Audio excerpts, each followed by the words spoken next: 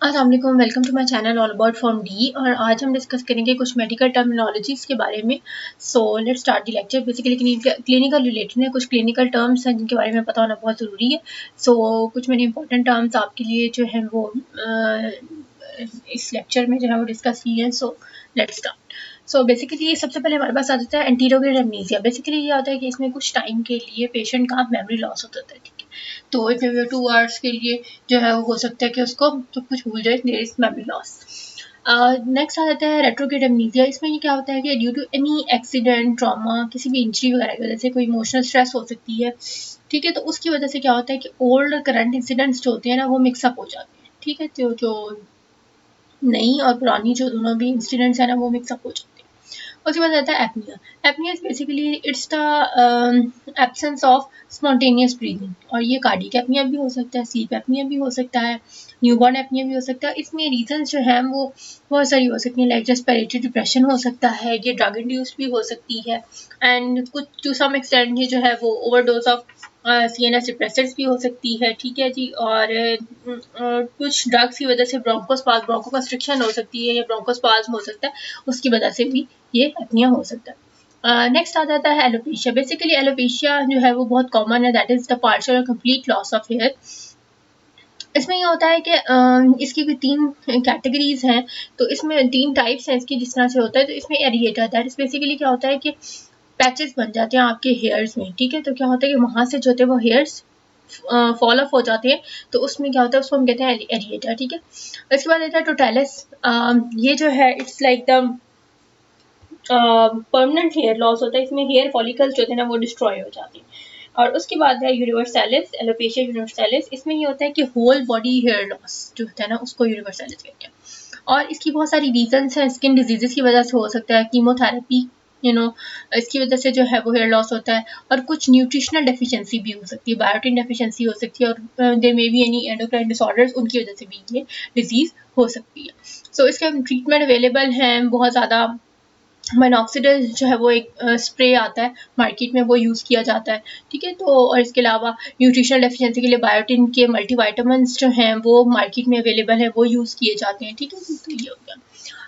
इसके अलावा ये है कि anorexia. Anorexia is basically the loss of appetite. इसमें क्या होता है, और ये जो है एक मेजर सिग्नल है फॉर डाइजॉक्सिन टॉक्सिसिटी, ठीक है जी। तो भूख नहीं लगती, इसके लिए भी जो है वो डिफरेंट मार्केट में ड्रग्स वगैरह अवेलेबल हैं, ठीक है। तो सिरप्स वगैरह अवेलेबल हैं जो कि दिए जाते हैं। इसके अलावा ये है एनोरेक्सिया नर्वोसा। बेसिकली ये जो है एक साइकोलॉजिकल डिसऑर्डर है। इसमें क्या होता है कि जो पेशेंट होता है, स्पेशली इन फीमेल्स, वो क्या होता है कि there is stress of being obese, और इसकी वजह से वो खाना नहीं खाती, स्ट्रेस होता है इमोशनल डिस्टर्बेंस की वजह से। तो साइकोलॉजिकली जो है वो खाने को जो है वो रिफ्यूज़ किया जाता है। तो ये है कि that is a psychological disorder.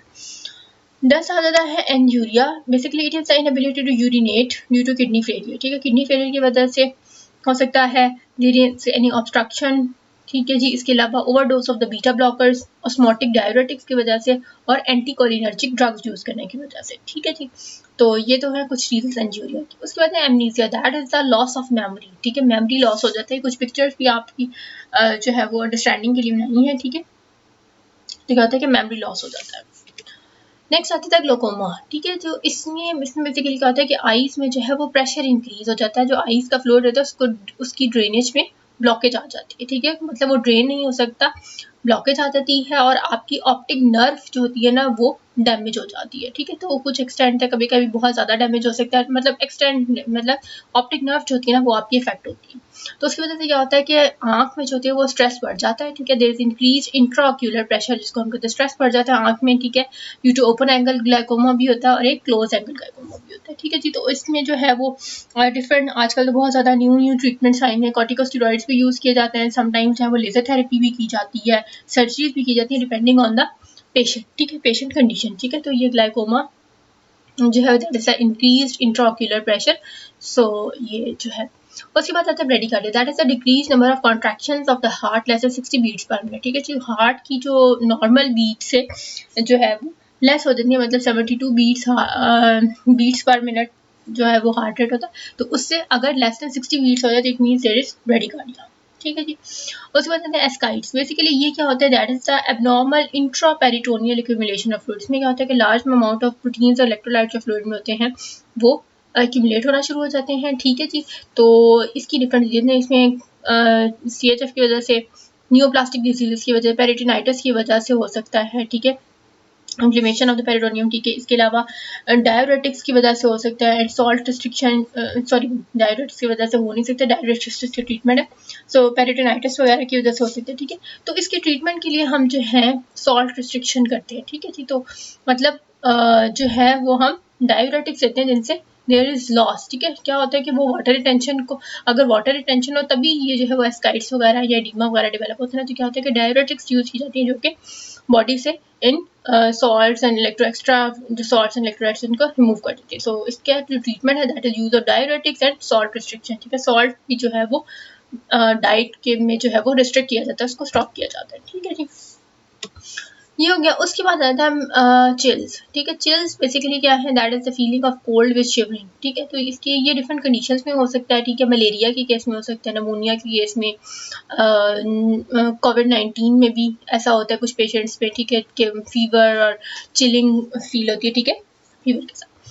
तो इसमें जो है वो डिफरेंट एंटीबायोटिक्स की वजह, और इसकी जो रीजंस हैं, ये तो कुछ कंडीशंस थी ना जिन कंडीशन में चिल्स आपको फील हो सकते हैं, ठीक है। लेकिन कुछ ऐसी रीजंस जिनकी वजह से जो है वो चिल्स हो सकते हैं, कुछ एंटीबायोटिक्स यूज करने से भी हो सकते हैं, ठीक है। ब्लड ट्रांसफ्यूजन से बहुत सारे लोगों को होते हैं, वैक्सीनेशन से लोगों को चिल्स एंड फीवर फील होते हैं, ठीक है। तो ये तो हो गई चिल्स की बात। उसके बाद है claudication, basically it is a cramping pain causing the poor blood circulation to the leg muscles, ठीक है। लेग्स के जो मसल्स होते हैं वहाँ तक सर्कुलेशन जो है प्रॉपर नहीं हो रही होती, ठीक है, जिसकी वजह से बहुत ज़्यादा दर्द फील होता है। तो इसके लिए जो है वो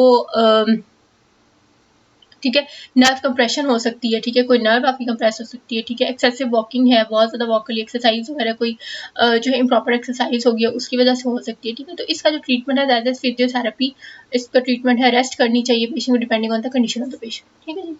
उसके बाद नेक्स्ट आ जाता है क्लबिंग, ठीक है। Clubbing is basically a thickening whitening of the soft tissues and terminal areas, और ये ज़्यादातर होता है इन क्रॉनिक पल्मोनरी डिजीज के अंदर और कुछ साइनोटिक हार्ट डिजीजेस के अंदर, ठीक है। तो सॉफ्ट टिश्यूज की whitening of the soft tissues and thickening हो जाती है, so that is basically chronic pulmonary disease, ठीक है। तो ये क्लॉडिकेशन आपको दिखाई हुई है, ठीक है। और ये चिल्स एंड फीवर्स, ठीक है, चिल्स फीवर में ही होते हैं, ठीक है, feeling of cold and this is clubbing, ठीक है जी। तो ये हो गया। Next comes cyanosis. Cyanosis basically इसमें क्या होता है कि स्किन का जो कलर होता है ना वो पर्पलिश ब्लू हो जाता है, ठीक है, और ये ज़्यादातर होता है ब्लूनेस ऑफ द स्किन भी कहते हैं इसको, ठीक है। तो इसमें कहते हैं कि हीमोग्लोबिन की जो कंसनट्रेशन है that is the blood pigment, उसमें क्या होता है कि वो उसकी जो कंसनट्रेशन होती है दैट फॉल्स बिलो 5 ग्राम पर 100 ml, ठीक है। तो उसकी जो कंसनट्रेशन होती है इस रेंज से डाउन हो जाती है, तो क्या होता है, साइनोसिस हो जाता है। स्किन पे भी हो सकता है, लिप्स पे हो सकता है, म्यूकस मेम्ब्रेन्स पे हो सकता है, ठीक है। ये आपको फिंगर्स पे दिखाया हुआ है, इस तरह भी हो सकता है स्किन की, ठीक है जी। नेक्स्ट कम डिसएपनिया, ठीक है। इसमें ये होता है that is the shortness of breath, ठीक है। तो ये जो है हो सकता है due to any respiratory condition, respiratory impairment है उस केस में, पल्मोनरी डिसऑर्डर्स में हो सकता है, ठीक है जी। एक्सरसाइज, एक्सेसिव एक्सरसाइज करने से हो सकता है, ठीक है, एक्सेसिव स्ट्रेस की वजह से हो सकता है, और इसके अलावा कुछ एलर्जी कंडीशन है उसमें हो सकता है, and it may be in the heart diseases, ठीक है जी। तो ये हो गया। Next come the consolidation, that is basically a solidification into firm dense mass, ठीक है। तो ये जो है वो लंग्स के एक्सरे में आपको दिखाया हुआ है कि देयर में भी असेसमेंट जो है इसमें इन केस की जाती है in the form of opaque areas के में जो है उसकी असेसमेंट की जाती है, ठीक है जी। डिस्पेप्सिया, ये जो है वो अल्सर से रिलेटेड, पेप्टिक अल्सर से रिलेटेड एक टर्म यूज़ की जाती है। तो इसमें कहते हैं there is epigastric discomfort, heart burn होता है, ठीक है, जलन की फीलिंग होती है, there is feeling of fullness, ठीक है। तो ये हो गया। और इसकी रीजन जो है वो बहुत सारी हैं, स्ट्रेस है, एंसिड्स हैं, एक्सेसिव यूज ऑफ एंटीबायोटिक्स है, कॉर्टिकोस्टेरॉइड्स का यूज़ है, गैस्ट्रोएंटराइटिस हो सकता है, ठीक है। तो इसकी बहुत सारे मेजर रीजन है, यूज ऑफ स्पाइसी फूड्स हो सकता है, ठीक है। तो बहुत सारी रीजन होती है। इसकी भी एक ट्रीटमेंट थेरेपी आती है जिसमें एंटीसिड्स, एंटीबायोटिक्स, ठीक है, तो ये प्रिस्क्राइब की जाती है depending on the condition of the patient, ठीक है जी। उसके अलावा क्या है, ट्रीटमेंट इंक्लूड्स एंटासिड्स यूज़ किए जाते हैं, प्रोटॉन पंप इनहिबिटर्स यूज़ किए जाते हैं, H2 रिसेप्टर एंटेगनिस्ट यूज़ किए जाते हैं। तो इसकी जो है वो एक कंप्लीट जो है वो थेरेपी आती है जो कि पेशेंट को दी जाती है in case of peptic ulcer. Next है dysphagia, basically it is the difficult in swallowing, कि पेशेंट जो है ओनली सिर्फ और सिर्फ लिक्विड ले सकता है, ठीक है। तो उसको स्वेलिंग में सॉलिड चीज़ इनगल्फ करने में इश्यूज आते हैं, ठीक है। तो ये हो सकता है किसी भी ऑब्स्ट्रक्शन की वजह से हो सकता है, कोई भी ट्यूबरस कंडीशन हो सकती है। So this is all about dysphagia, ठीक है। उसके बाद आता है oedema. Oedema is basically the fluid in the interstitial tissues, ठीक है। और इसमें ये जनरल भी हो सकता है, सेरिब्रल भी हो सकता है, पेरिफेरल भी हो सकता है। और इसके जो कॉजेज है ना, इसमें हार्ट फेलियर हो सकता है, ठीक है। कोई भी हेपेटिक डिसऑर्डर्स और सिरोसिस वगैरह के अंदर ऐसी कंडीशन आ जाती है एडीमा की। कुछ एंडोक्राइन डिसऑर्डर्स हो सकते हैं, रीनल डिजीज हो सकती हैं, ठीक है जी। तो किडनी रिलेटेड इश्यूज हो सकते हैं।